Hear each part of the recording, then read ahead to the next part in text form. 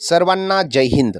आज रोजी जिल्हा परिषद शाळा हिसवाड तालुका मालेगाव या ठिकाणी नाशिक जिल्हा परिषदेच्या मुख्य कार्यकारी अधिकारी माननीय आशिमा मित्तल मॅडम, प्राथमिक शिक्षणाधिकारी डॉक्टर नितीन बच्छाव साहेब, गट शिक्षणाधिकारी श्री TN घोंगडे साहेब यांच्या आदेशान्वये तसेच मुख्याध्यापक श्री SN चव्हाण सर यांच्या मार्गदर्शनाने शाळेत होळी रंगपंचमीचा उत्सव मोठ्या उत्साहाने साजरा करण्यात आला। विद्यार्थ्यांच्या बोटांना रंगीबिरंगी शाई व रंग लावून मतदानाविषयी जनजागृती निर्माण करण्यात आली।